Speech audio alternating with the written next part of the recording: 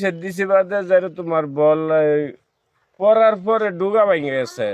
ডুগা ভাঙার পরে যারা আমি কই আর কোনো দিন আর বল খেলতে খেলতে না যারা এই জিত দে যারা কাল্লা রায়তা হাইরা যারা তোমার এই ধরনের কীর্তিটা করছে। কোন গুলায় দেখান তো। ওই যে এটি ব্যক্তি আর বিরাট এই অবস্থা। পরে দেখে হাইরা পরে একজন লোকজন ডাক দিলাম, আশেপাশে সবাই আসলো। ওখানে একটা মাছা বাঁধছে তার 10 ফিট উপরে, এন প্রতিদিন 10টা 11টা পর্যন্ত আটটা দেয়। এই মাছটার মধ্যে আমরা শশা পাইছি এখন, আবার এই যে এই পাশেও পাইছি, আমার বোনের জামাই পাইছি এই বছর শশা মানে 1.5 কেজি আনছি মনে হয়, সেদিকেও আমরা পাইছি, তার বাড়ির মহিলারাও পাইছি, পাইয়া পরে আমরা আনছি।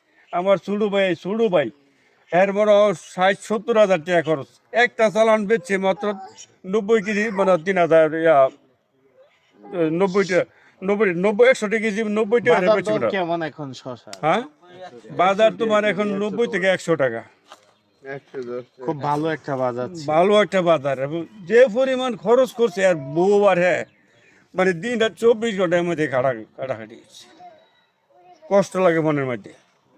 যে ফুলাফান গুলান এডি প্রায় আমরা তো একটা ব্যবসা করি, ব্যবসা করলে তো এনতে 10টা 11টা বাজে আমি আওয়ার পরে আমি কমপক্ষে এই ছেলে করে 100 দিন বলছি যে তোমরা এই রাস্তার খোলার মধ্যে তোমরা এই মোবাইল তোমরা বসে থাকো, কিন্তু একবারে কোনোভাবে কতদিন দৌড়াইলাম আমার দেখতে কিন্তু ছুটে।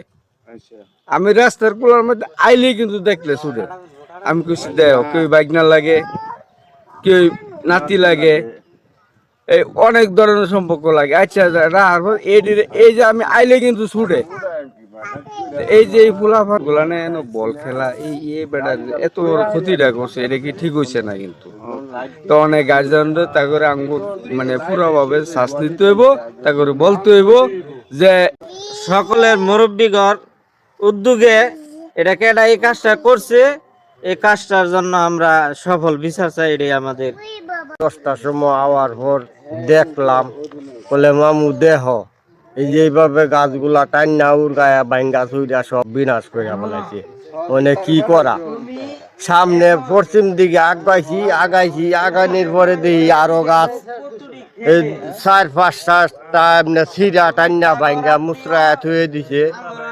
তারপরে আমি উপরে উড়াইলাম, উড়াইয়া হাইরা বেড়া সেদিকে সামনে আগায়া হাইরা দেখে হাইরা বললো, বাবা আমি নাই দেশ করে সিধা মাথার মধ্যে আড্ডা সিধা বয়ে বসে বাড়ির মধ্যে। পরে উড়ায়া ছুড়াইয়া হইরা বললাম যে বলে মামা ওখানে যেটা হওয়ার উচিত হয়ে গেছে, ও তো